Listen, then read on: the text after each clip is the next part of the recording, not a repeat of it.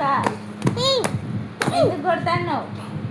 మళ్ళీ నాన్న డ్యూటీకి పోతాడు. మరి నీకు చాకి తేడు, చెకోడి తేడు. చెప్పు నాన్న. సారీ.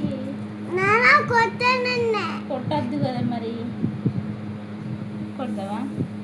తప్పు తప్పు. సారీ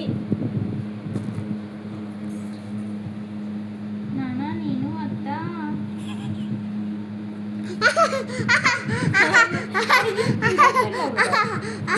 అంటే వచ్చిన్నాడు. నాన్న నేను అత్త బాబు డాడీ